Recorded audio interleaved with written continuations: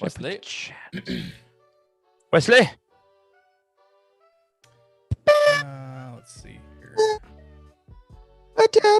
Drop frames. Okay, works. Now. Okay, this is good. We're good. And our mics are all live. Your mic is super loud in my ears, but that could be. Yeah, we're live on the stream though. We're pulling a bounty hunt again. Yeah, I know. Hold on. Now we're good. Your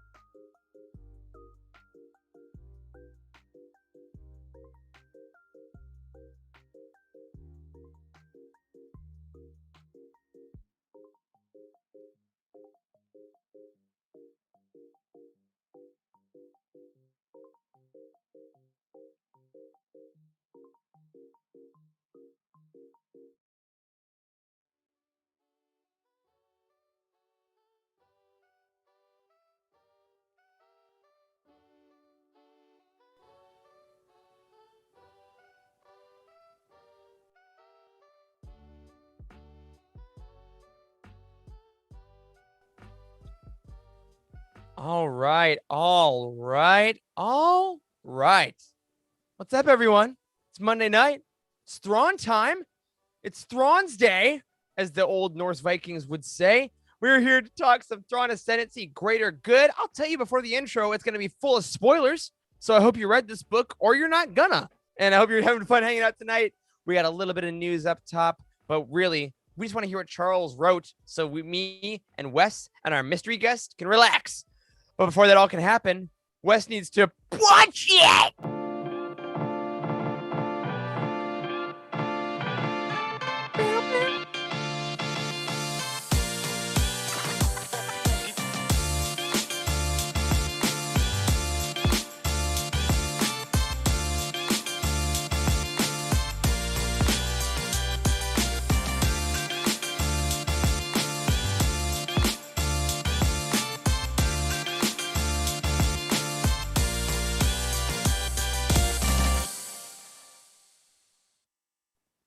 What is up, everyone? Welcome into the Living Force. I am one of your hosts with the greatest Rogue One shirt you ever did see, Eric Eilerson. And joining me tonight to talk about all things Thrawn Ascendancy, greater than good, are a couple of my greatest friends. First, we have in a new setup, Dr. Charles Hankel. Hey, man. Oh, what's up, everybody? Yeah, I'm here. Do I have a bigger TV screen behind me than Eric? Yes. Was that intentional? No. Am I happy about Whoa, it? we're going to measure Yes. now? Is that what this show is? Anyway, Wes Jenkins is also here. What's up, buddy? What's going on, everyone? I did another nail biter reading, I guess like a reading marathon again. So Dude, you torched this book. It was incredible. I would say roughly 24 hours I finished the book, but and that's Wow. almost that's kind of like my studying life and all throughout high school and college and even junior high. So you shove it all in like right at the last minute so you can regurgitate it on a test and then forget it all in 10 minutes. That's going to be so great when Lesser Evil comes out later this year. But luckily, we don't only have these two jokers and myself. We have a guest host that is bravely not watching the Bruins game tonight. But we have from the Cosmic Force, Emma Park. What's up, everybody? Yes, that's right. I'm not watching the Bruins right now. If you hear random and loud screaming, that is just my family. No one is getting murdered. It's fine. But go Bees. Except maybe the Bruins. We don't know. We're not watching. Maybe the Bruins. Hopefully not. Oh my gosh, I hope not. Well, here's a question before we even start on that. Of course, I said it's going to be spoilers for Thrawn this evening. Emma, do you want people in our glorious chat, hello everyone, to update you with scores of the Bruins game, or do you want to not be spoiled for what happens? Hey, if anybody's watching the Bees and wants to shoot me an update, please do. I mean, Great. I kind of have a little bit of an update going on. Like if there's a really loud scream, I figure, okay, maybe the Bruins scored.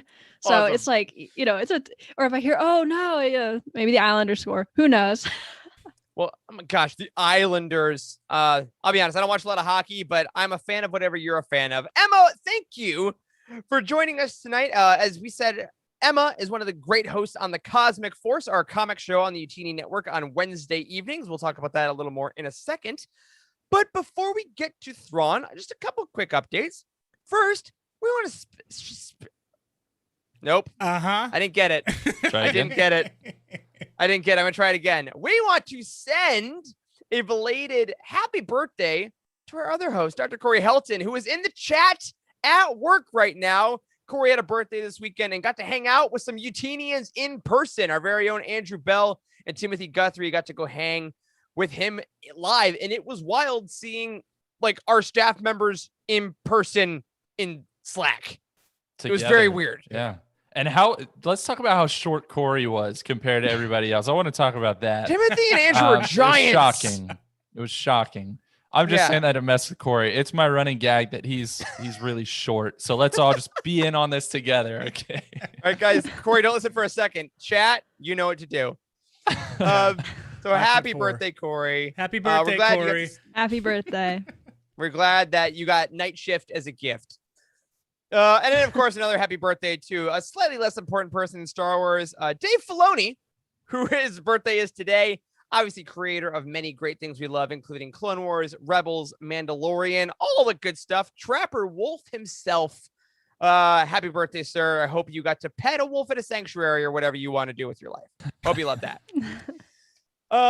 Next shout out is a bit of a tonal shift. This past weekend, some great friends of ours, Pink Milk, the podcast. Recently, we had Brian on. If y'all remember from our Unpopular Opinions episode, one of my favorite recent spots. They had a live stream going on, and they received a decent amount of pretty vicious harassment by either like real people or hate bots of racial slurs, homophobic slurs in honor of Pride Month and all these things. And it was really gross. And we don't want to talk about that so much. We want to talk about what happened over the weekend, where we got to see our community come together and show so much love and support to the fellows over at Pink Milk and all the folks that are on that channel and all their streams. And if you missed all that hatred, great. They're not worth our time and our breath. But we at the Living Force and Youtini just wanted to send an extra special amount of love to all of our friends in there and all of our friends in the LGBTQ community that are celebrating Pride Month this month. We have a special collection for you all coming out tomorrow, I believe. And just in the face of something truly awful and hateful, I'm so proud of so many people in this community that rally behind Brian and everyone. So just a quick shout of love to you all and all those people that try to make those hateful comments. I hope you know how badly you got wrecked. And never do that again. That's all. Happy Pride Month, everybody. Next thing, back to the lightness for a bit. There was a bit of a stampede on the Star Wars internet this week as Star Wars Celebration hotel reservations went up. Did you all take part in this? I gotta know personally. I did. It was. How'd it go? What did it go up? I think it was last Thursday. So, well, here's the thing. VIP got first dibs. So the people with VIP 4-day passes got first dibs at the housing. And that was 2 days beforehand. And then 4-day pass holder, I guess all pass holders got dibs at everything left over. So my intention was to get one of the hotels that were on the convention floor grounds. And as soon as I went to the Connections Housing website where you go and sign up for certain hotels that are within that Star Wars Celebration block, those were gone. Those were definitely gone. So that makes sense. Yeah, that and makes then sense. there were plenty of hotels that had almost the exact same name as those, but they were like a mile or two away. So you would click on and be like, "Oh, great, I got the one I wanted," but you really didn't. So I had to do like random Google searching to find out exactly where they were located as in regards to the actual convention center. It was hectic, but it was I think they pretty much sold out in 10 minutes? I think it was 10, 15 minutes. Yeah, they were gone. Wow. It was a wild rush. I saw a lot of our Star Wars mutual friends like posting like, I got my hotels. And I know that unfortunately this is a rough segment because Emma and Charles will not be joining us at Star Wars Celebration. Yeah. That's all I have to say about that. That's the bummer. Let's see. F in the chat. This F in the barrier chat. right here that y'all can see in the video, it is there between our video panels. It is also there between those privileged enough to go to Celebration and those that cannot. Hey, Wes. Sad. I'm Come sad. on. I'm using this horribleness that it sounds like for Celebration housing as a small silver lining for people like me and Emma. We didn't have to put up with that nonsense, but I hope That's you guys right. have a wonderful time and that you can walk to the convention center every day. That's right. I mean, man, when I was hearing about that, all I thought was it kind of sounds like getting housing at college, like this crappy lottery system. And I was like, oh, Yep. I'm kind of glad I don't have to worry about that. So it's like literally the one silver lining. Yeah. And you I wanna had give you had to be incredibly quick about it too, and fly through the registration. So you could have picked anything. You could have been like, you had like 3 of your friends with you, and you accidentally clicked one king bed, and then it's like, reserve Huddle time. because because once you get to what you want, if you're too long, that room will get snatched up right from under you unless you like reserve it right then. So yeah, nuts, gray hairs. Well, I'm glad you got it. I want to give a special on-air shout out to our very own Freddie on the team, who I was lucky enough to corner like a year ago and beg him to let me stay in his house. So Charlie and I will be staying with Freddie, but all of you that are going to be at Celebration next year, we're going to keep pumping this. please come up, say hi, no matter what hotel you're staying at. We're very excited to meet all of you and go to all these after events and stumble back to wherever we all happen to be staying to try to sober up for the next day's activities. Two more things we want to mention before we get into our Thrawn-ness. We're going pretty quick. I like this pace. Last week, War of the Bounty Hunters officially, after all the preludes, kicked off with War of the Bounty Hunters #1. And just as a Star Wars show, we would be remiss if we didn't address the reception of that single issue. Y'all, have you seen a bigger single comic reaction in Discord and Slack and Twitter in like a year? No way. Nothing came even close to this reception in both Slack and Discord. I mean, my phone was buzzing off the hook.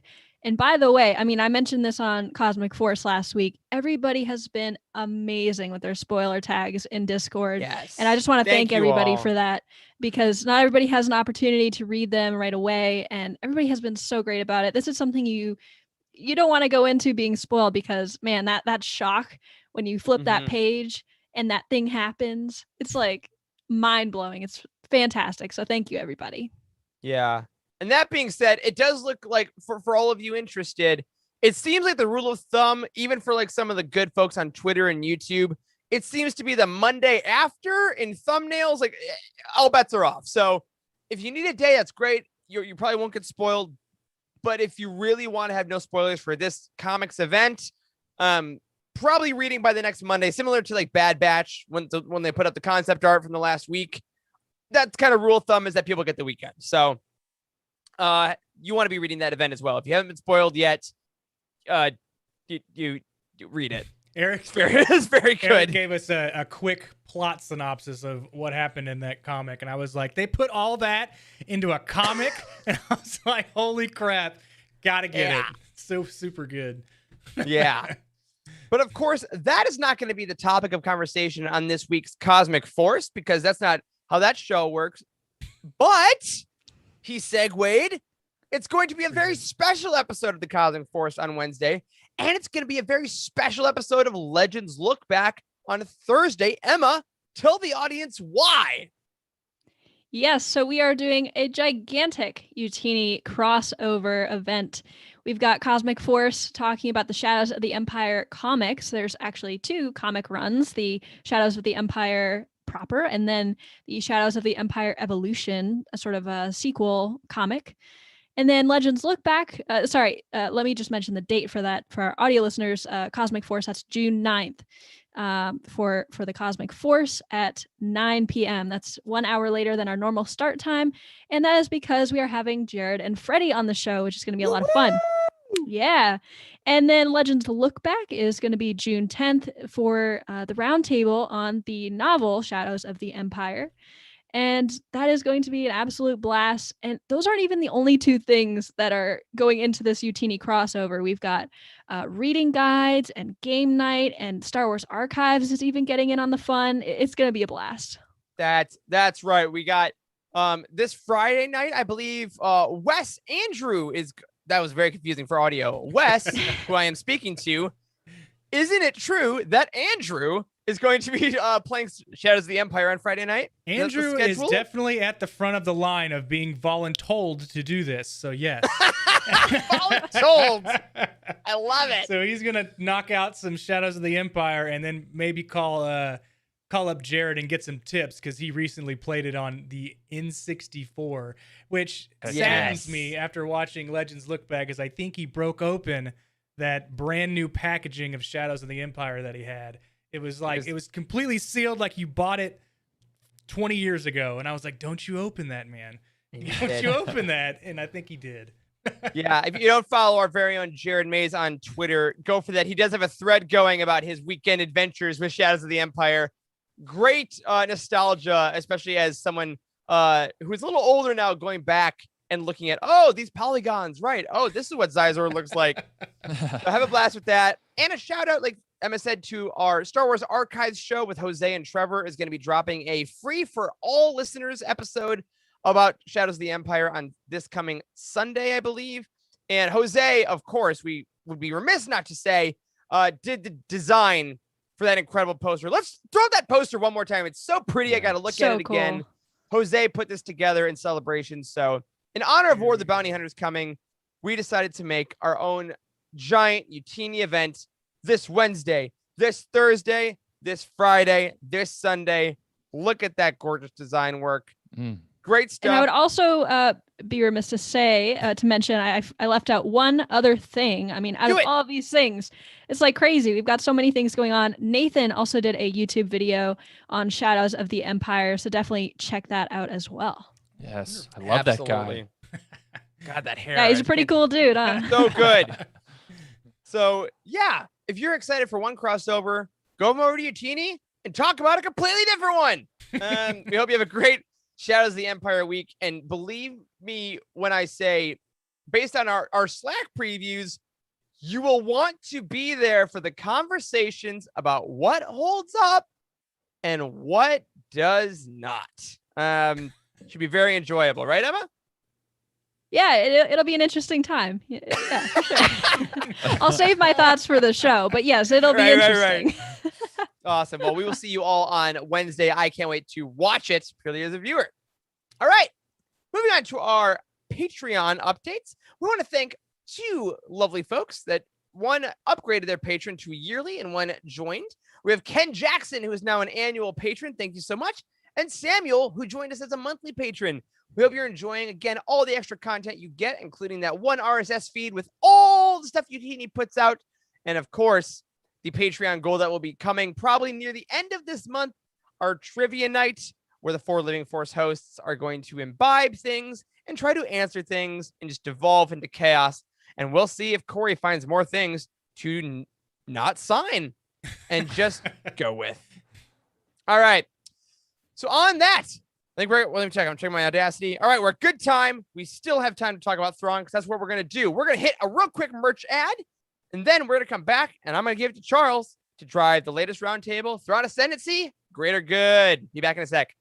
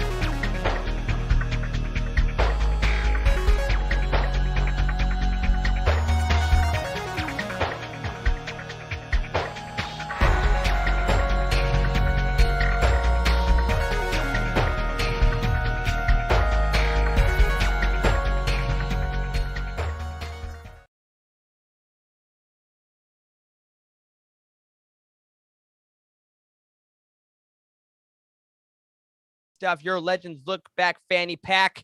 Give your dog a bone. All right. Charles, I'm done. I had a long day at work, so drive this boat right into the sun, man. Let's talk some Thrawn. Okay, let's do it. Let's talk some Thrawn, guys. That's right. It is time for our discussion about Thrawn, Greater Good. Oh my goodness. I feel like it's been a long time coming. It was a long book. It was a thick book. And so the first thing that we're going to do is we're going to run through this plot synopsis. But because it was so detailed, I can't do this all myself. I asked my buddies here to split this plot synopsis up with me. So I'm going to kick it off. Then Wes and Eric are going to take a couple sections, and we will get you up to speed before we start asking some pretty serious questions. So man, I'm so glad I pulled up the prompts when you said that. I forgot that was happening. That was my way to tell the audience and to remind you both, because we did not talk about it before the show. I saw my name on there for some reason.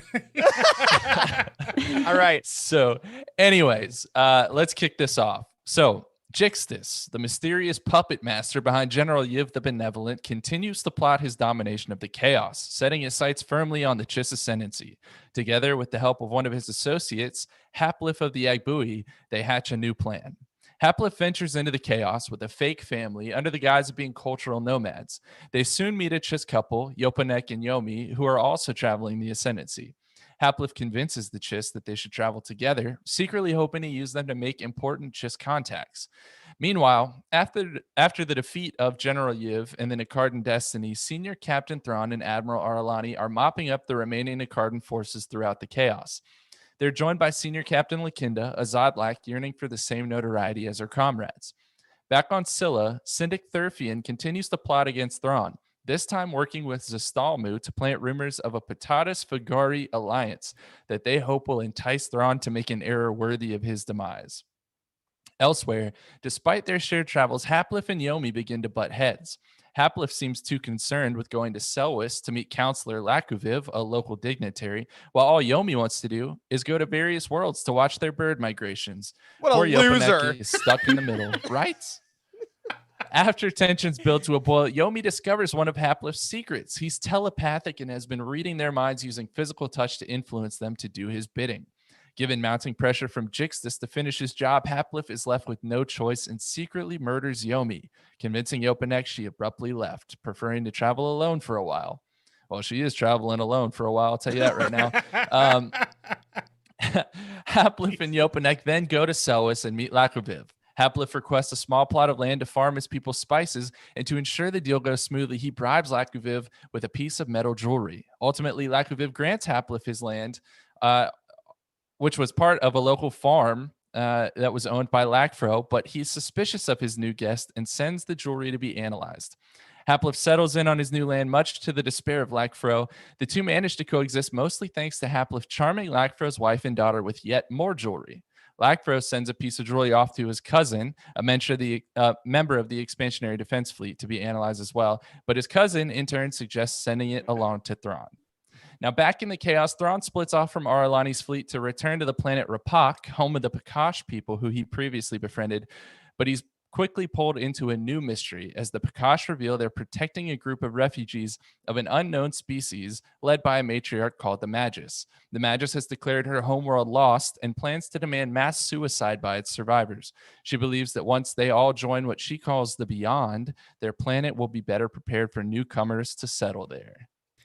Was that Wes. English that you spoke right there? There were a lot of words in there. I only stumbled over my words like 17 great, man. times. That's a win. That's a All win. right, Wes, Here we take that go. baton. As Aralani continues hunting down the last of the Nikardan Destiny, she finds its last few bases already destroyed.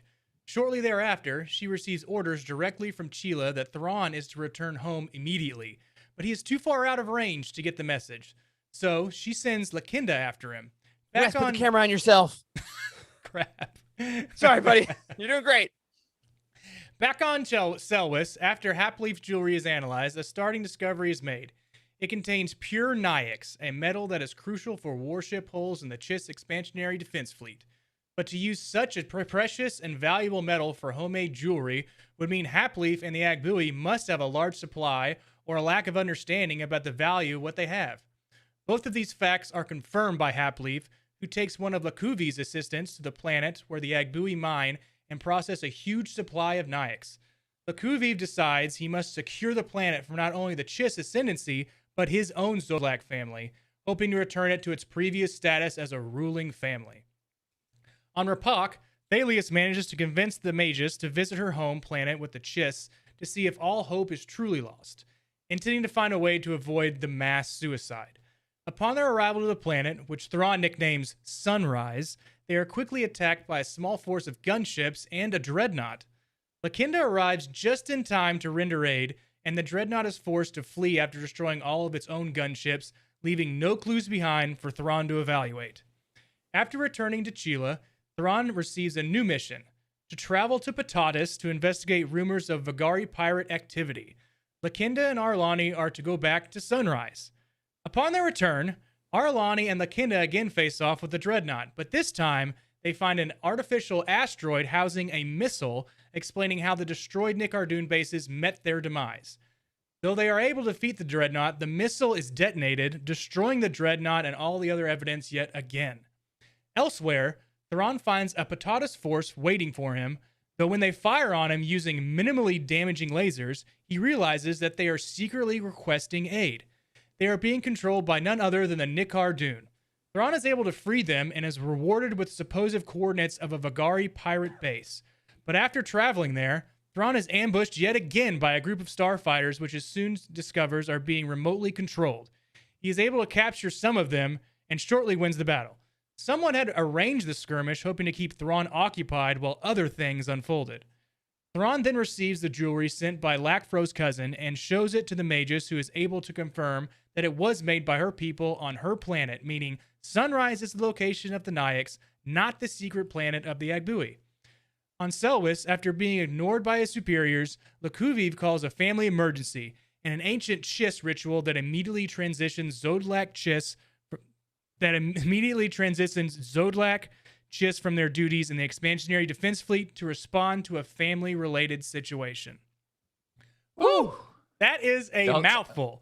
Are y'all still following? Are y'all still following? Because we're not done. Yeah. Eric, take us home. All right. Two things in the chat. I don't remember what the Magus sounds like. I'll try to get it for next time. And two, Timothy said patatas is potatoes. And that makes me laugh so much. Yes. All right. Here we go. Soon enough, the Zodlak family sends a warship to the Agbui's secret planet, intending to take control of it for the Zodlak family. However, several other Chiss families have done the same thing. Somehow, they all came to know about the planet around the same time. Thrawn arrives at the Agbui planet to find the Chiss family's forces poised to fight each other. He uses the remotely controlled ships he captured to pretend he is being attacked by pirates, thus forcing the Chiss to work together against an alien threat. With the help of Cherry and the coordination of Lakinda aboard the Zodlak warship, Thrawn is able to manufacture a devastating crash between several of the remote ships, causing their debris to land precisely on the fake Nayak's mine, destroying it. The Chiss families are left with nothing to fight over. None realize that the mine was a hoax all along. On Selwys, Lakfro confronts Happily for his treachery and ultimately kills him, but the rest of the Agbui escape. Kalori of the Undwalin, screw you, Charles, who was revealed to be navigator for the Agbui, meets with Jixtus. Jixtus reveals that he is working on behalf of the Grisks! That's right, baby! And gives Kalori a new mission, to learn how the Chiss navigate through the chaos. After the near-Chiss civil war, Syndic Zistalmu offers Lakinda a spot in the Arizi family as a trial-born rather than her current place in the Zodlak family as a merit adoptive.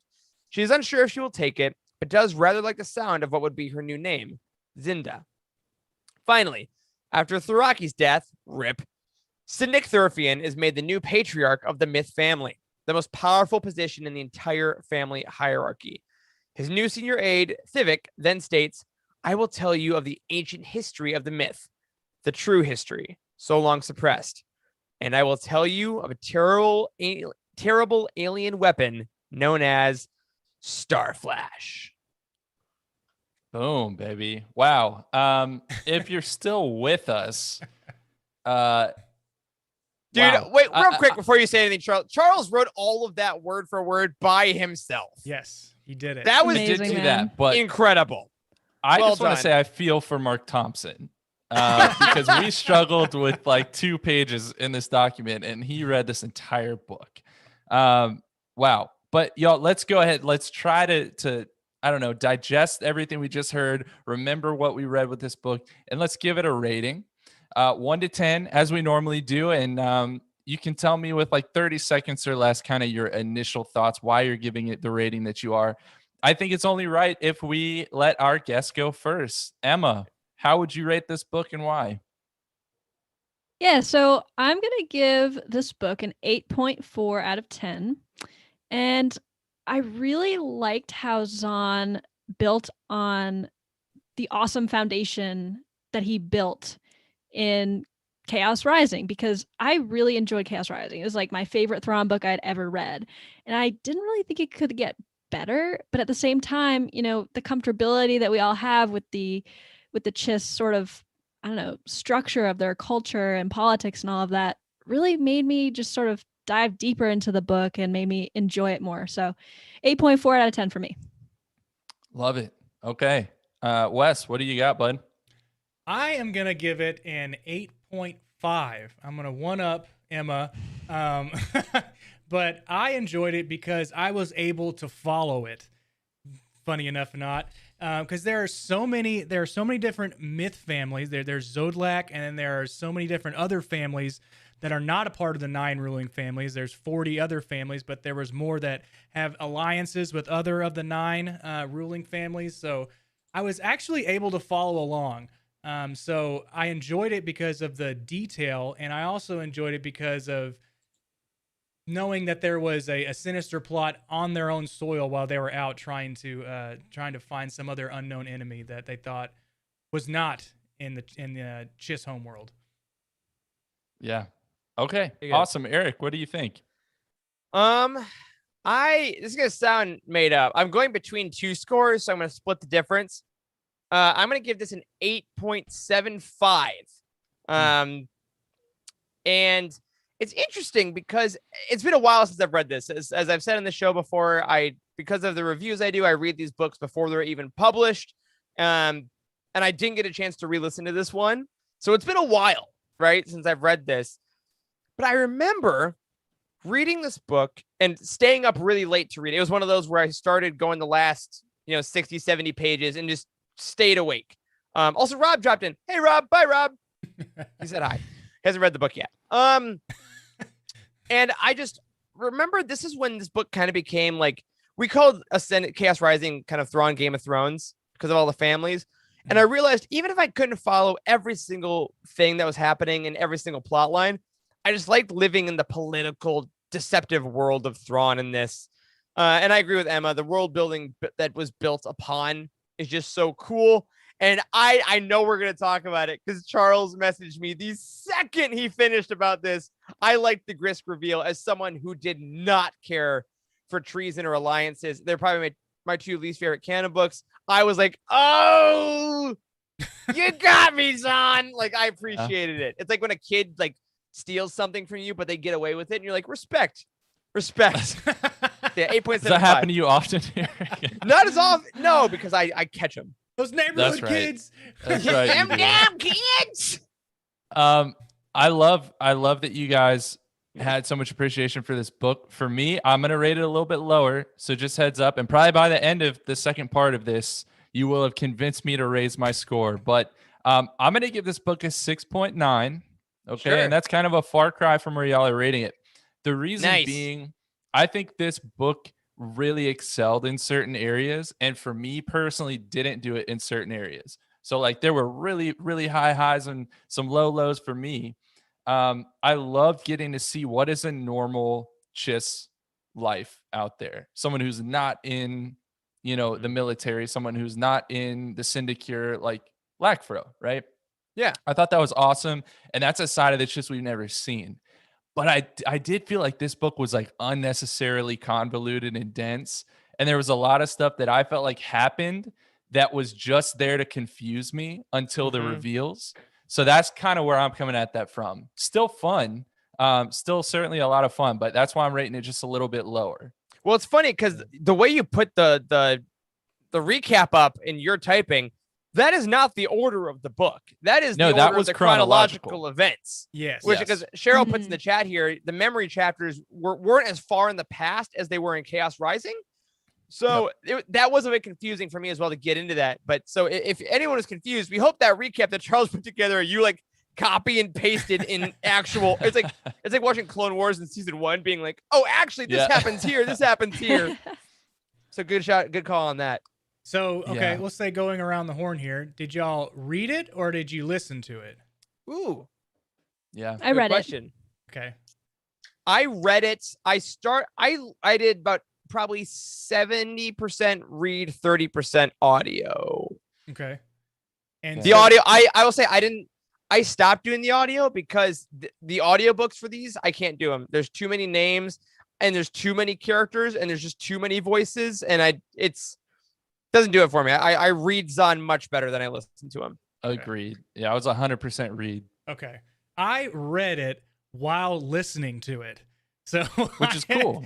Yeah. It's a great way to do it. I love that. Yeah. That's what we did as children. It to me.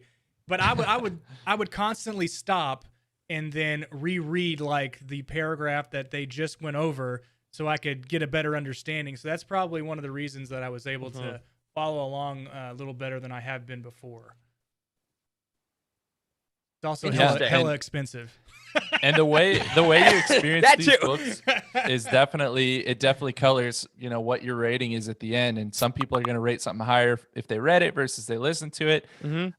Yeah. So I think it's a great point to bring that Ooh, up. Maggie supports you on that. She says that's her favorite way to read it. So I've never done that. I'm going to have to do that Yeah. eventually. Maybe Yeah, I'll do that it's for Lesser awesome. Evil. Especially if you do like the audio dramas and the scripts come out and then you Oh, kind of redo it. those are- That is That'd like be cool. peak Those are experience right something. there.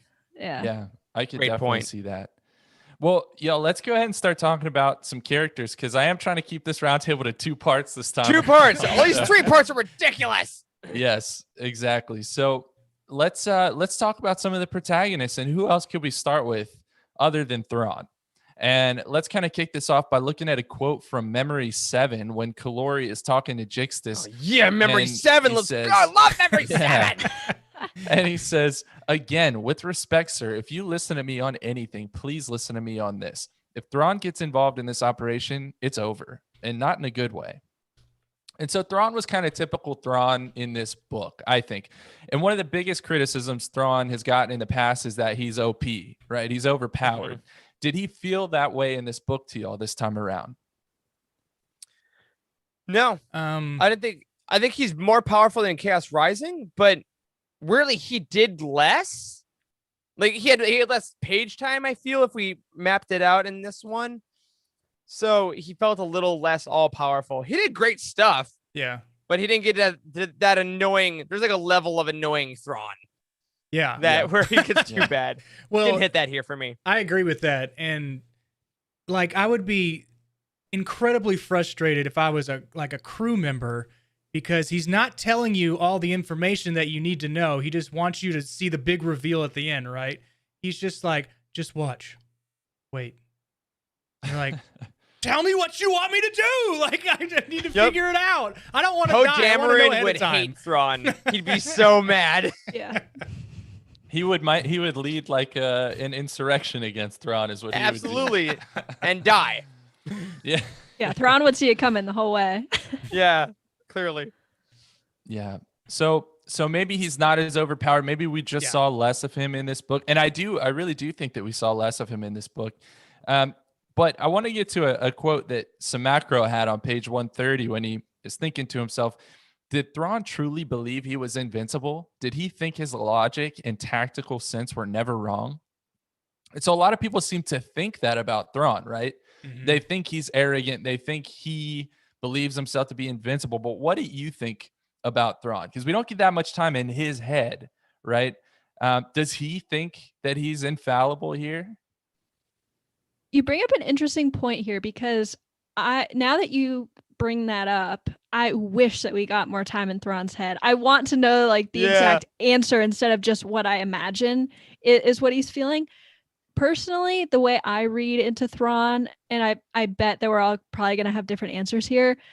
I bet that he doesn't think he's invincible. I bet that he knows that things can go wrong in war or battle situations. And I think that he's seen enough to the point where he knows that things can go wrong and that he can be wrong, that he's not always going to be right, despite the fact that like he's been right a lot. And I think that if we see more of that, we might kind of have a little bit less of that feeling like he's overpowered, right? Like if we can see that more vulnerable side of Thrawn, maybe we wouldn't all see him as overpowered as he seems to be. I like that a lot. I totally agree. I think that Thrawn really seems that he respects the field of war, right? He's like, I know I put so much thought into it because I know what can happen. And I think that if you ask Thrawn, like, oh, you're the greatest tactician alive, he'd be like, well, no, I'm not as great. And he would like list a bunch of people that he thinks are better than him. Mm. And I think he's just like, the mission was a success. Now on to the next one. I don't think his own legacy, I don't think ever really comes into play because he wasn't born into the system. He sucks at politics. We learned that in Chaos Rising. Yeah. Yeah. I think he's incredibly confident in his ability to learn from other cultures, right? So, but he's not, he's not like flamboyant about it, or he's not overbearing with it. So he knows he does know different tactics that he can use, or information that he can use in his tactics that other people don't, but he doesn't rub it in their face, I guess you could say. Mm-hmm. I mean, I truly think that in this book, especially, if you asked Thrawn later throughout the years about what happened during this event, he would just tell you all about the things that like Lakinda did and the things that like the success of like the other people. Because I think he finds himself to be a facilitator of other people's abilities. Yeah. Maybe that might be reading into a little more of his character from the last book, but I think that follows through here. His relationship with Thalius and Sherry definitely support that, I think. And Emma, I love that point that you brought up, but it's almost like a double-edged sword with Thrawn, like to crawl into his head more, which we did in Alliances and Treason more so than in these books. To humanize him, it almost like detracts from his greatness and like his mysteriousness, but like you also want to know what he's thinking. So it's tough. And speaking of Lakinda that you brought up, Eric, on page 363, she had her own thoughts about Thrawn. And she was wondering, was Thrawn willing to die for the Ascendancy? And she decided that she didn't know. And maybe that was yet another way that the two of them were different. So I'm curious what y'all think about this. We talk a lot about Thrawn's allegiance, right? His ultimate allegiance. Is Thrawn willing to die for the Ascendancy? And if not, does he need to be? I haven't seen that. I haven't seen him be put in a position where he would sacrifice himself for the greater good of the Chiss Ascendancy. So yeah, I don't think I've seen it yet. So I mean, only the future will tell. Yeah, I think that at the end of this book, which is what I find to be the most exciting part, when we kind of get the burgeoning Chiss Civil War, which I guarantee, I can't guarantee, I assume is going to be a large part of Lesser Evil, right? I think that kind of exploding over and boiling over, which is awesome, which is clearly what Zahn has been building on and was great. But in that moment, it seemed like Thrawn he didn't want the Ascendancy to fall to itself. And he was like, I will do this crazy plan. But none of his plans ever involve his own death. I think that he is loyal, and he is not a fanatic like a politician that like the Ascendancy above all this, because he's not the Ascendancy above mercy. You know, he's not going to just be a bloody tyrant if the higher ups say so, because he will admit when the Ascendancy does things wrong. But being a moral compass, as we've seen in the real world, doesn't mean that you don't love the thing and you don't sacrifice for the thing. So ultimately, I'm gonna wuss out a little bit and say, well, Weston, I don't think we've seen it yet. I don't think we know. You saying I wussed out on my answer? That's fine. Oh, sorry, I misspoke. You west out. That's better. That's better. Strong answer from Wes. I'm gonna play devil's advocate here for a second. So going back to the title, I find it interesting that, Wes, you brought up the title. I'm going to bring it up again here. So in my mind, I interpreted the title as at the end of the book, with the Civil War about to start, and Thrawn, sort of for the greater good of the Ascendancy, decides to make up this crazy plan to stop it, right? Mm-hmm. And that to me says, okay, he's willing to put a lot on the line for the Ascendancy. Is that the same as willing to die for the Ascendancy? That's the question. Because he used those remote control, sort of ships to sort of stop it. He didn't put himself on the line or his reputation on the line. Right. Yet the plan could have gone really wrong. So, is he willing to die for the Ascendancy? Like you guys said, we haven't seen that yet.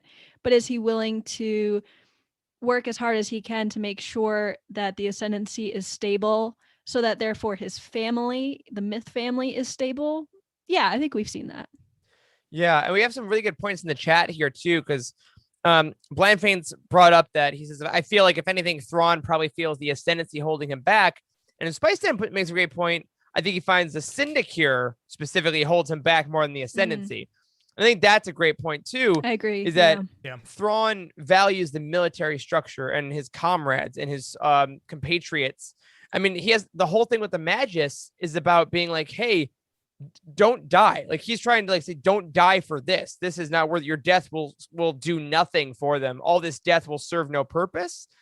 So if we're using that logic, well, I think he would probably also attribute that to his own death. You know, my death would not serve a purpose. My life would. It's tactical. Yeah. That's my new answer. I found as I spoke it. I like it. I like all those points. And maybe I'm not giving Thrawn enough credit here, but he has a lot of detractors. Maybe I'm among their number. I don't know. But his detractors tend to have kind of two big negative things that they always bring up about him, right? And the first one we saw in this book on page 125 with the quote, Thrawn's exaggerated concern for aliens and alien worlds that the Ascendancy had no business caring about was both a joke and a curse. And I'm curious, we keep getting this plot point thrown at us over and over and over again. The people hate how concerned Thrawn is with aliens. But how can the Chiss continue to have this stance when he's just successfully neutralized multiple alien threats to the Ascendancy? Well, I think that he's the only one that's thinking ahead. Like in the military, nobody's thinking ahead. Like, okay, in the future, there could be these alien threats out there that threaten us because they're not threatening them right now. So why should they care about them right now when Thrawn cares about them right now? And they don't like that he succeeds, and he succeeds because he thinks ahead. Yeah. He is the epitome of big picture thinking. Like so many of them are like, we're fine. We've always been fine. We've always been powerful. I mean, Zahn isn't exactly breaking new ground here as far as historical conflicts go. In all of human history, it's been, we're too big to fail. No one will attack us. The sun will never set on the British Empire. And then the sun did, man, like pretty hard on all of them. So, I think that's just the nature of human and Chiss alike. Yeah. It just seems wild to me. And I know no like preemptive strikes and stuff like that. That's the Chiss Ascendancy rule, right? But like Thrawn is like, hey, there's some angry people headed this way. And they're like, no, it's cool. It's cool. And he's like, no, but they got like really big guns and stuff. And like, they're not here yet, though. They are not here yet, though. I can't see them. And it's like, it's not fine. It is not fine.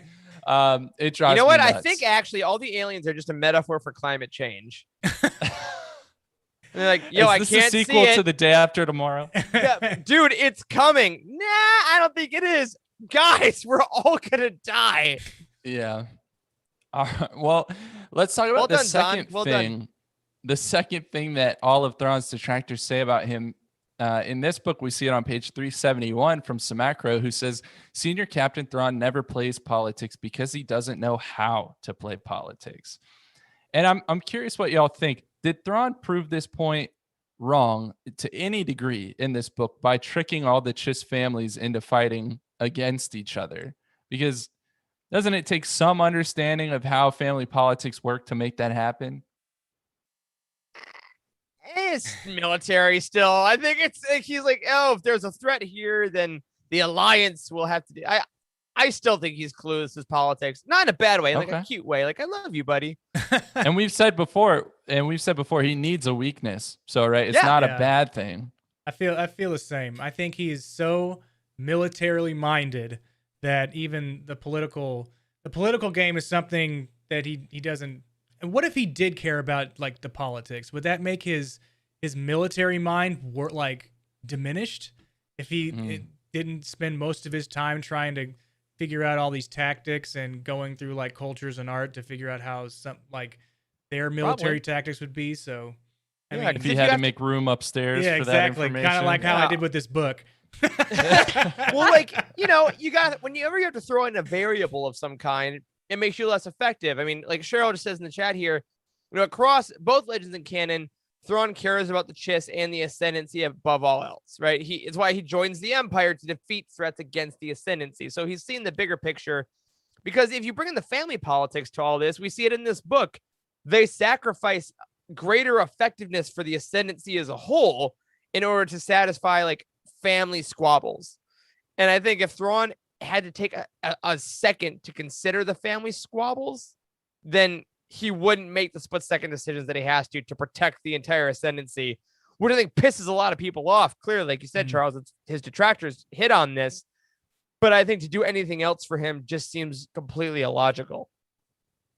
I mean, regarding his political prowess, I mean, if we go back all the way to when he was brought into the Myth family, the only reason he was brought into the Myth family was because of his military expertise, and they knew that he was going to be a star someday, and they wanted him in his family. So he's never really had to worry about politics.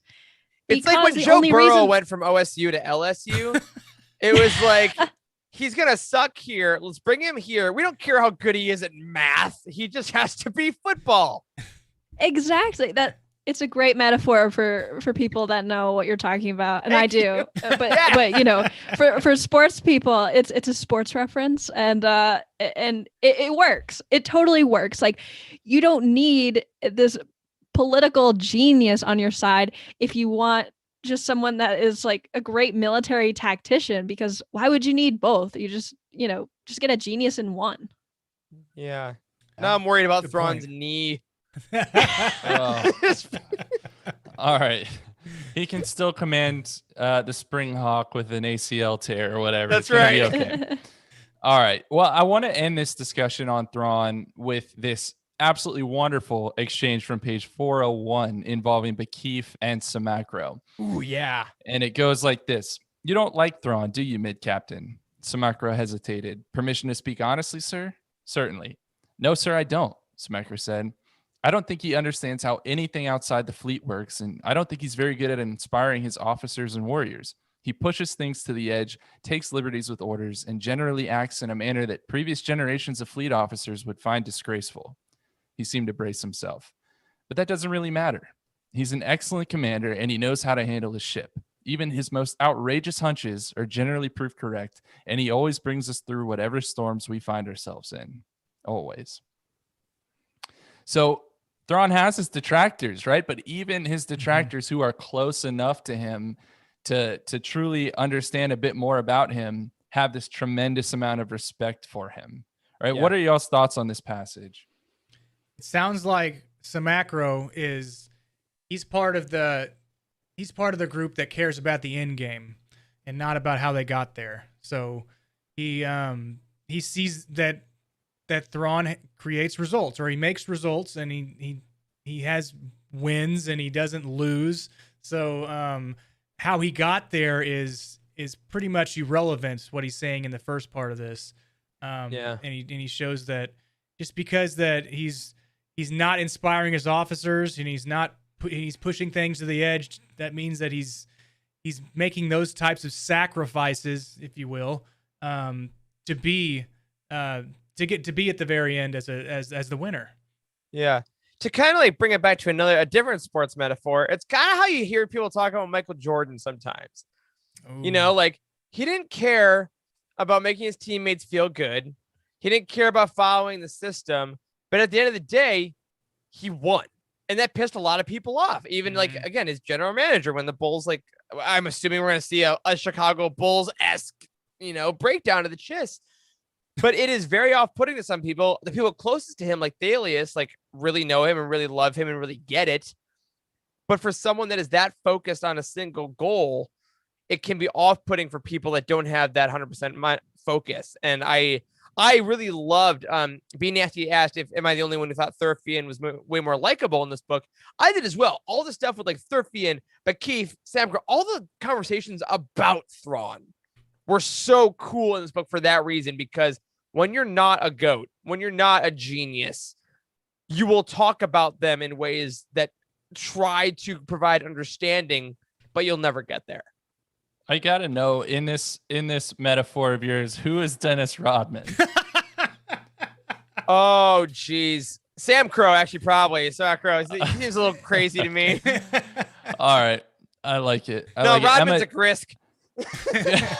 He or he's really happy might if he be. keeps touching everyone, like, stop it. Oh, man. Yeah, he really might be. Emma, do you have anything to add on this passage? Not really. I really agree with what Wes said. I mean, some people just care about the end result rather than how you got there. And I feel like the Syndicure and people in the military care more about how it was done. Mm-hmm. And maybe that's not the right way to go about it, because there's people like Thrawn that don't really care for the procedure. And then there's other people like, I don't know, maybe Samacro or I don't know, that care more about how it's done than the end result. Yeah. Sorry, Steven in the chat now says Thrawn Ascendancy, The Last Dance, which now I would pay so much money for an ESPN Disney Plus collaboration of a 30 for 30 on Thrawn. Oh my god. Just make a special book jacket for it and then put it over this one. I'd pay $150 for it. Do it. Thrawn is Do it just out like- of print. Thrawn is just like in the middle of a battle against the Grisk, and he has the flu, but he's still like commanding the battleship through it. Yeah, that would be The flu, that's what it was. We all know what it was. All right. Yeah. And then Yiv the Benevolent is like, I don't care about your art. And Thrawn's like, and I took that personally. And it's like, Yeah. And I made it up. thank you to The Last Dance on Netflix for sponsoring this Yes. episode of The Living Force. The Last Dance. It's really good. All right, well, let's move on from Thrawn and Michael Jordan, and let's talk about Thalius. Corey's And- not here, so all the sports fans are running amok. Yes. I want to talk about Thalius, but I want to start by reminding us kind of how Thalius became involved in this story to begin with, because it's pretty unique, right? She Sure. initially was just trying to gain passage aboard Thrawn's ship as an observer, which is like a right offered to all the Myth family members. And it's because she'd had these earlier experiences with Thrawn back when she was a Skywalker. Now, she got repeatedly denied. And then it was Thurfian, who we just brought up, who got her basically aboard the ship as Cherry's caretaker. And it was supposed to be in exchange for her like spying on Thrawn, more or less for him. But really, she's become one of Thrawn's biggest allies. And even though her role in some ways, I think, was reduced in this book compared to what she did in Chaos Rising, she still played a pretty major factor in a lot of the Chiss relations with the mages. And so I'm wondering, what are your thoughts on her relationship specifically with the mages? I kind of took it like the mages saw females as the leader, as a leader within a group, in a sort of way, not totally, but that was kind of one of the reasons why she had to come and talk to her when they were on Rapak. Is that where they were at originally when they were refugees? So I think so. yeah. So that, I mean, it was strange. Yes, it was, but she did know like that language that they jointly spoke, but it wasn't their normal spoken language that they usually have. So she was pretty good at that. So that's one of the reasons why. But yeah, I mean, it was odd. I'm not gonna lie. The Magus was odd. Period. Yeah. She's totally. like, I need to die now. That's it. End of story. Well, when they put her in that little that box and left it in Thalius's room, I found it interesting that Thalius had to cover up the little window with a blanket. Yeah. I can't blame her. I wouldn't have been able to look at that either, like, watching me sleep at night. But, I found it interesting that it seemed like Thalius had a respect for her, but at the same time didn't respect her choice in terms of telling her people to go die. Yeah.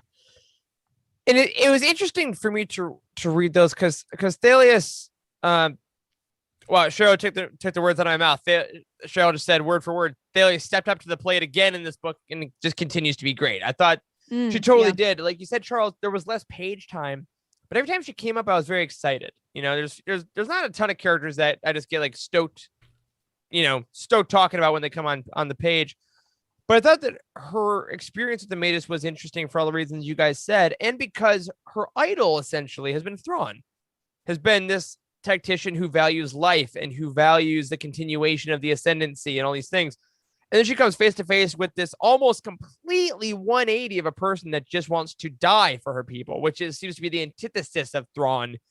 So for Thalius to kind of weigh both of those in her daily life, like, what a trip. And I think she handles it very well, all the while also taking care of Cherry and going in those like really cramped, like I like how the room that she was in wasn't meant for caretakers, so she was just really uncomfortable. Like those little things that Zahn puts in, I really like how he's like, oh, and the paper was a bit coarse, or like the room was a bit too small. Like that really makes it feel very lived in. So just a quick shout out to Zahn's writing there. The details with Thalius' surroundings were very good. Yeah. Now Yeah. that you said that, Emma, I'm thinking of Lennon just sitting there as a dead, just sitting there dead, where everybody go and view this person for months and months and months and Oh, months. man.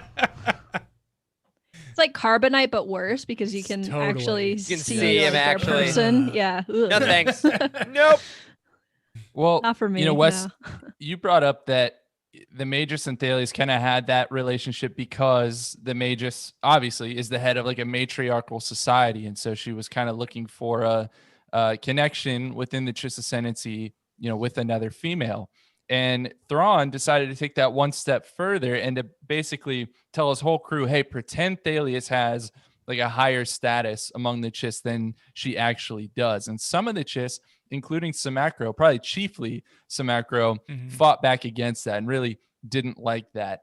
And I thought that was a really interesting little subplot to kind of throw in there that Zahn did. And I'm curious, how do you think Thales handled that, having to have actual backlash from her own people among her own ship that she's worked next to for, all of Chaos Rising? I just want to say, because I want to hear, Wes and Emma, your thoughts on this one. I just got confused because Samacro, I just kept saying Sam Crow, which is the gang in Sons of Anarchy. So I always imagined him with a leather vest. It was way more distracting than I ever thought it would be, but it made me be like, this guy is a tough guy, only because I thought of Sons of Anarchy. That's all I want to add on that. Emma and Wes, would you guys think? Yeah, we can really segue off of that real well. Thanks, Eric. Yeah, you're welcome. Pick that up and run with it, Wes. I thought she handled it very well because it sounds like she didn't abuse her power at all. She was, there were a couple of times where she would like come onto the bridge, but she was supposed to be there, right? And then whenever the Magus, because Magus wasn't on the ship for very long, whenever they put her into hibernation, right? So by the time that she was awake, I think Thales handled it very well. For the time that she was awake. Yeah, because Thrawn was like, you got to go back to sleep, by the way. She's like, no. Yeah. Oh, and real fast, before we throw it to Emma, Cheryl and Steven almost put it at the exact same time. Martel, the Magus, in addition to the authority that she gave, also recognized that Thales had used the Force as a Skywalker, so she sensed that Yes. in terms of our earlier conversation about their connection. Yeah. Yeah, that was interesting. Yeah, I think Thalias handled her role well. However, I felt kind of like this deep sense of like awkwardness for her because she wasn't expecting to be thrown into like playing a part of commander of the ship. Right. And so I did feel bad for her. It's not like she was prepared for that, but I think she handled it well.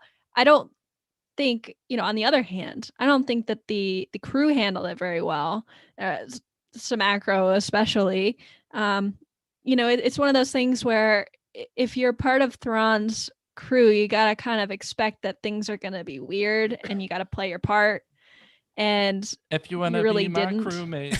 Sorry. Yes! Yes! Give in, dive. So yeah, you just gotta kind of play your part, and I think Thalias handled it well. Others not so much. Truth. I agree. Yeah, it's like taking a test that you haven't studied for, or doing a roundtable for a book you haven't read. Oh, what's that like? Back in the day. That's a specific example. No Wes. idea. Oh, man. All right. Well, despite Thales having kind of a smaller role in this book, in my mind, she had one really shining moment.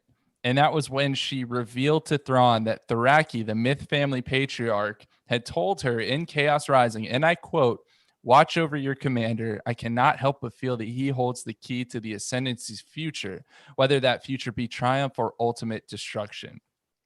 Right? That was a huge moment in Chaos Rising, where the Myth family patriarch basically entrusted Thalias with watching over Thrawn without his knowledge. But she decided to share that with Thrawn in this book. And it was in a moment that Thrawn was trying to keep some cards close to his chest, and hearing that, he shared more of his thoughts with her. So I'm curious, how did y'all view this exchange? And how did it change how you view that relationship between Thrawn and Thalias? They're besties, man. Like they're like I love that friendship so much. I want Thrawn and Aralani to go to more art museums and go on dates, and then I want him to go afterwards and Thalias is like, so how'd it go? He's like, well, she wore blue. Thrawn, no, buddy, how did it go? What'd you like? I just love their growing relationship. Like Thrawn is so closed off so many times, and I think you can tell that he feels, I guess, protected by her, and he can divulge things to her in a way that I don't think he even conceived he would be able to, based on how he was raised. So it's really nice. Cheryl says this is the best part of the book for her, and I agree. It's one of my favorite moments. Yeah, I find it interesting that, technically Thalias isn't part of the military and not technically part of his crew. I mean, yeah, she's a caregiver, but she's not really in on like the military secrets. And so I find it interesting that Thrawn chooses her to sort of be his confidant. And I like that. I think it shows that because Thraki trusted her with that information, Thrawn can too. And now he feels comfortable enough to sort of maybe lift some of the burden off of his mind. He holds so many secrets in, and I think that Thalias, might be there for him to sort of to help support him in many of these decisions.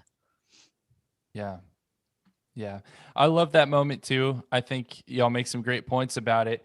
I want to, though, look from this moment and look a little bit into the future here, because I brought up Samacro not really being the biggest fan of Thalias, and on page 402 we kind of get in detail that Samacro is plotting against Thalias. And so it's a bit of a longer passage, but I'm going to read it here, and it goes like this.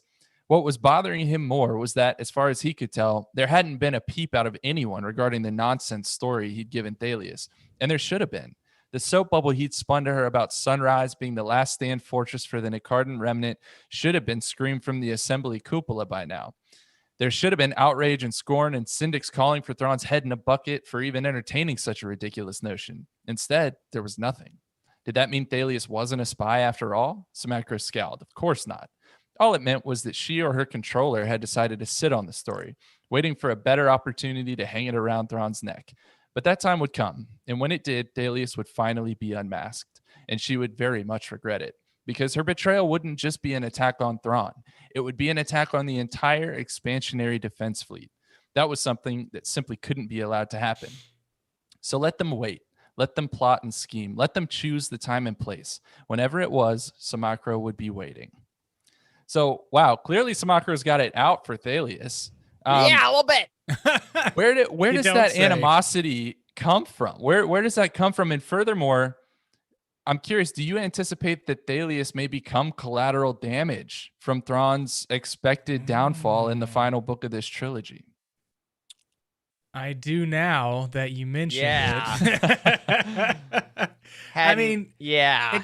I think Samacro kind of feels that Thalias isn't military and shouldn't be involved on the ship or with any of the plans and any of the battles. So he's like, he always points out, he's like, you're just a caregiver, right? But Thalias always comes back with the caregiver. She says it mostly to Thrawn, but says the caregiver looks over the Skywalker, and if anything happens to the Skywalker, then y'all are all effed. Sorry. Yeah. So, I mean, it's weird how he's kind of like an older man set in his ways that doesn't like new things that come about. What I can look at. Okay, boomer. Yeah. It's yeah. Sorry. Anyway, you had something on the tip of your tongue there.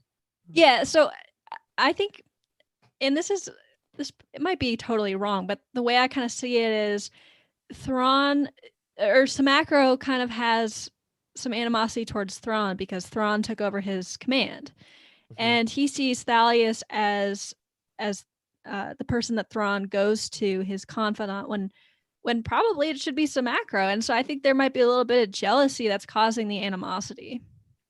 Yeah. And Samacro has such a good ego on him, right? So it's like the The only reason I could have been passed up for this is because she has something else. She's a spy. There's something nefarious going on because I am great. So who would not like me, And I think there's definitely, then you put it that way, Emma, that makes total sense to me. And unfortunately, it does seem like he is sowing the seeds. Zahn is sowing the seeds, is, putting that for Samacro to take it a little too far. Yeah. Okay. Yeah. Cheryl also makes another great point. Also, Cheryl is our resident Thrawn expert. I think it was said a couple months ago. All Thrawn things, tag Cheryl in Discord repeatedly. Says that this all comes from the Chiss culture of cutthroat politics. It is absolutely like there have been like secret deaths. There have been people playing games, and Samacro is like, I will ascend, if you will, literally. And that's the only thing he knows. He knows betrayal. He knows lying. He knows deceit in order to get a spot at the table. So why wouldn't he, I guess, transpose that onto his new rival? And God, now I'm just going to be worried now to the fall that yeah, thanks, Charles. She is going to become collateral damage of that because he's going to get so blinded by it. Yeah. So he thinks Thalius must be coming for him in all of this because that's what he's used to. Yeah, it makes sense. And so I guess Samacro, he's Ufsa. Would that be his family? Something like that? Yeah, I think so. That's right. And we don't know that much about them, I guess, that I can recall. Anyways, maybe we'll get more. Are they part of the 9? But I want to say they are. I think they are. Maybe so. Yeah. I think I remember seeing that in the first book. But I want to talk about a member of another family we got to learn a lot about in this novel, and that's the Zodlak family. And I want to talk about Lakinda. Yeah. So, some of the other female characters in this book who we got a lot more time with in Chaos Rising had smaller roles in this book, but Lakinda kind of took all that time. Like she really stepped up to the forefront as an officer from the Zodlak family. And on page 91, we see her talking about what it means to be a member of the Zodlak family. And it's where a lot of her motivation comes from in this book. And she says this: honor and glory to the family. That was the Zodlak watchword these days. Not just a slogan, but the single most important goal for all who called themselves by the Zodlak name. And Lakinda had now failed twice in a row to earn that glory. She felt a knot in her stomach. The first blow had been at their last skirmish with the Nicardan, where ultimately battle damage to the Grey Strike's thrusters had robbed her of her part in the final cleanup operation. That had left the Vigilant and Springhawk to gather those last bits of glory. Now she'd been taken out of the final climactic battle against the remnants of General Yov's forces in order to play messenger. It wasn't due to any ulterior motives on Aralani's part. Of that, Lakinda had no doubt.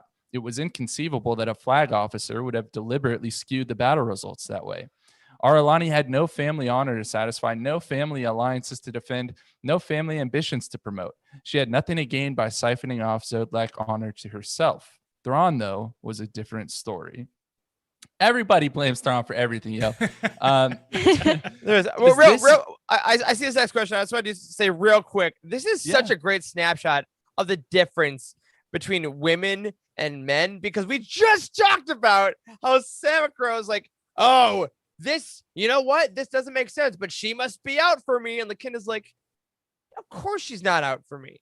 That makes no sense. Like, she is so much more logical and measured than he's like, remember and shit, some people mad at me. And she's like, I'm also raised in the Great Chiss military, but I will think for 5 seconds. Thank you for pointing that out, because I was thinking that the entire time. It's interesting that we go from Samacro to Lakinda, who, the difference is just so clear and obvious, and I love it. Yeah. And they're both raised in the same system. Like, they're both lifetime Chiss. So absolutely. Love that. Absolutely. So then, piggybacking off of that, does this view help to explain some of the animosity towards Thrawn from among his own colleagues as opposed to his superiors? Like, do they feel like he's stealing their glory? Is that what it comes down to? Well, so this is interesting. I mentioned in the review video that Lakinda was my favorite character in this whole book. I found her to be so intriguing, so interesting. Her command style, her loyalty to her family, but also to the Ascendancy. It's just so great. And I feel like her relationship with Thrawn, it might be that they hold the same position, right? They each command a ship. But Thrawn gets a lot more of the credit, and say, I guess, in what they do and what their missions are like. And I feel like maybe she might think that, yeah, like he is stealing the spotlight. I have good ideas too, but Thrawn is always kind of the go-to guy for this type of stuff, and I don't get to have my opinions heard.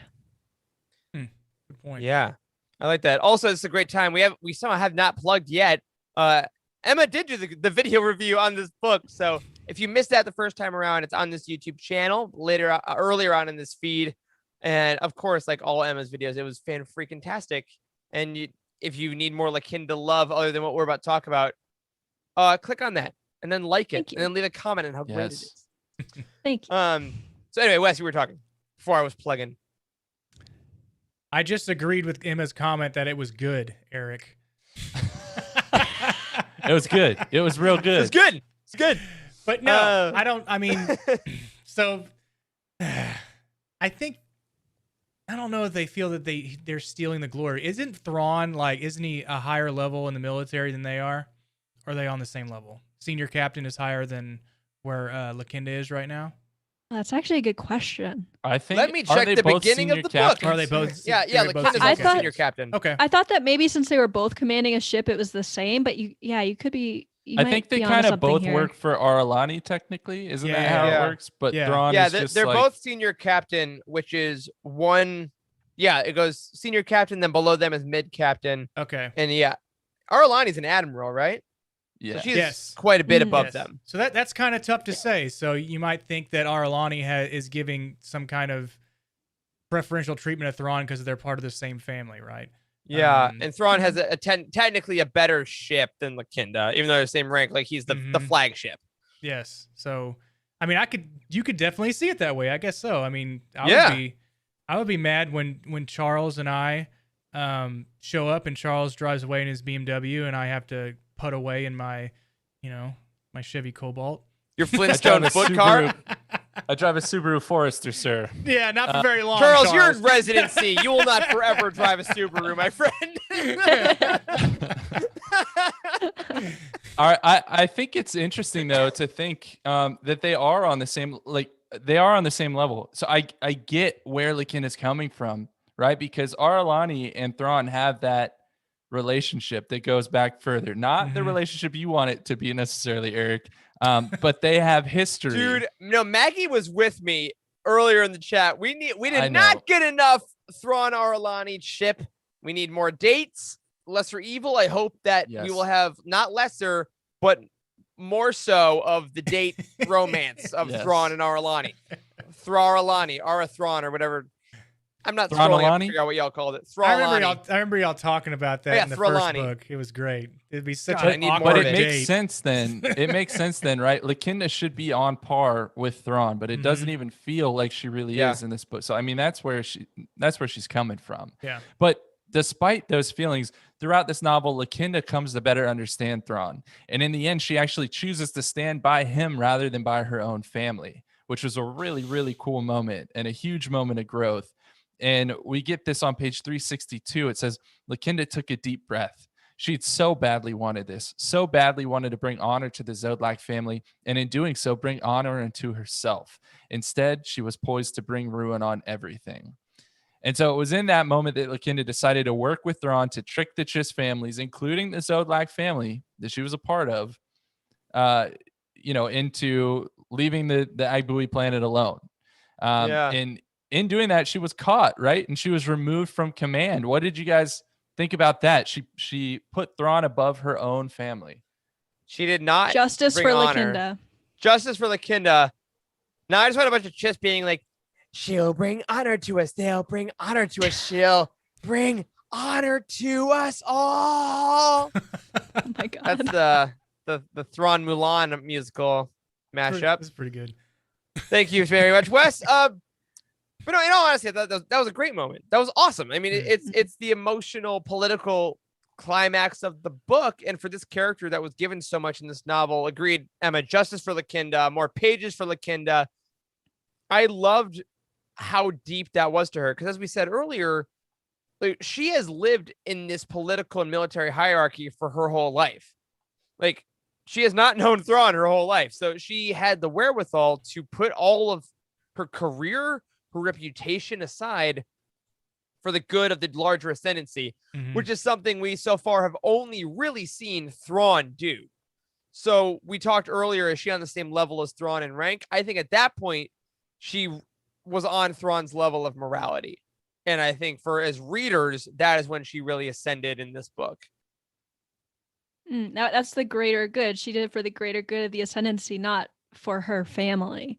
And I think that was the moment where, she did go for the family emergency to command those family ships, but at the same time, she also knows when enough is enough and when a plot, sort of thickens and things get out of hand, and she knows when to do the right thing. And I really like that about her. Yeah. And what is Star Wars if not about found families over blood and or chiss, like leaving the family that raised you or controls you because of what's right is about as Star Wars as anything can be.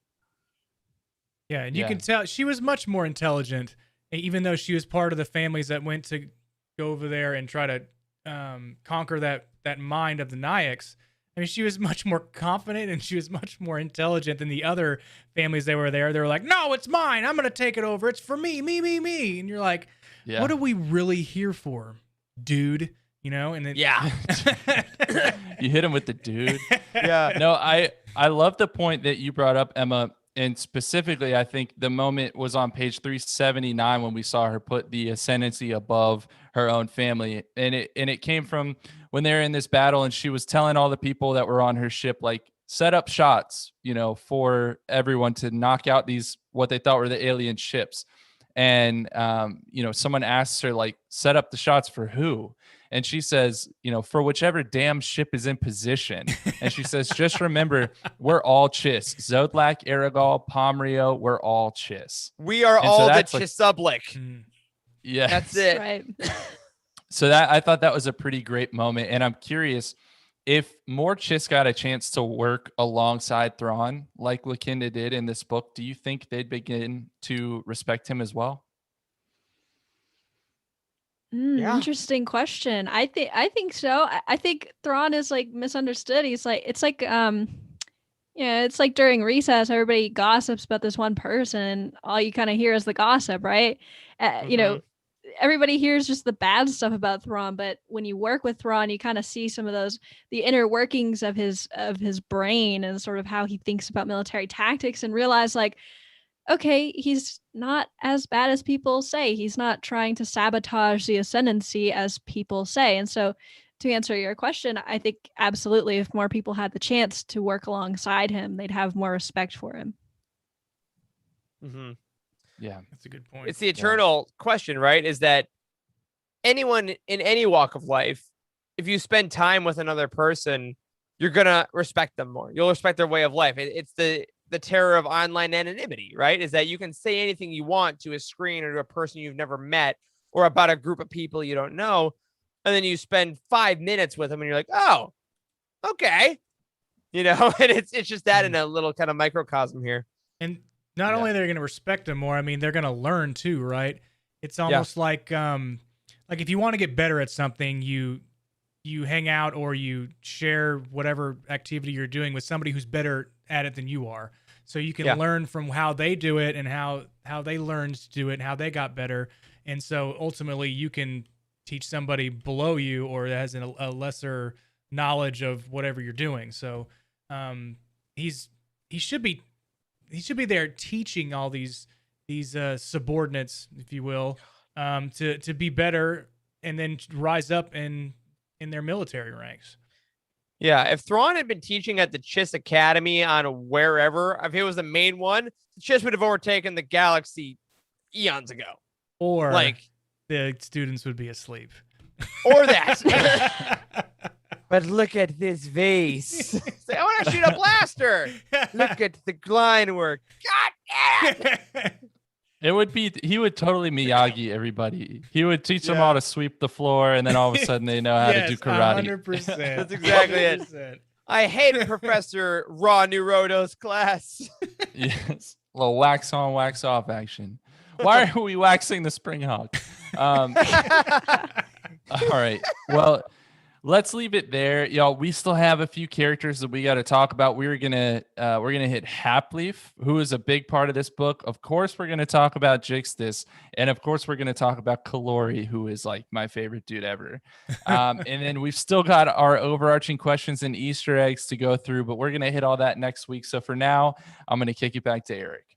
All right, man. Good deal. And of course, we got Thurfy in as well, just for where you're putting that highlight in the outline for next week. Yes. Quick Thurf. Quick Thurf.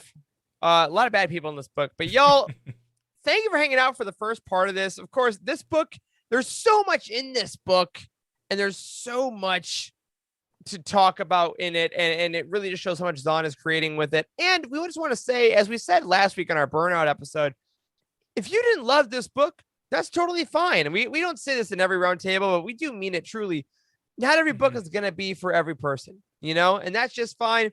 If this book was a little much for you, oh well. We hope you enjoyed the conversation. We hope you'll be back next week. We'll be talking about episode 2. Well, no, we won't be having Attack of the Clones episode. We will have part 2 of Greater Good. And as a reminder, you can catch Emma Wednesday night on the Cosmic Force, where they'll be doing the first part of the Shadows of the Empire crossover event. And then, of course, Thursday night on Legends Look Back. Emma, remind the folks what time that's going to be at.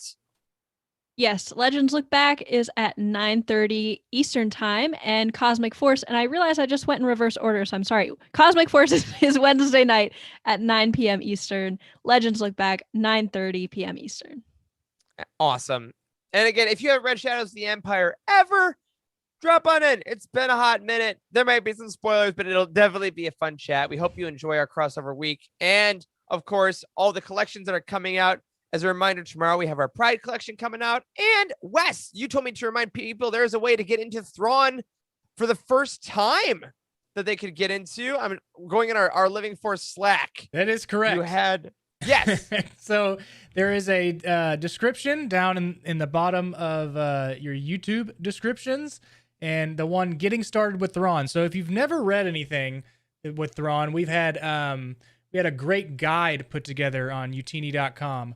That will help you choose the right books to first get into Thrawn, or where you can get into Timothy Zahn's, like his first stories about Thrawn. And so if you want to travel further in, so if you haven't read this book and you stay with us this long, then you might want to peruse around and look at that guide to see which book you might want to pick up first. Totally. And we don't talk about these as much as we should necessarily, but all those guides in Youtini are so tailored. We just had a recent patron message about our Jason Solo guide that got them into books about their favorite characters. So go check those out.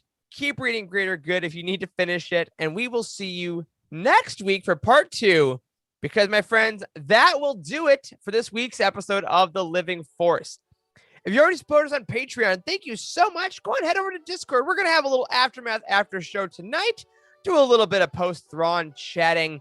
A special thank you goes out to Cheryl Bell, Patrick Ortiz, and Carl Sander on our Jedi High Council, and Elizabeth Cloutier, Jason Mitchell, Freddie C., and Sally and Chris Eilerson on our Alliance High Command for their amazing support.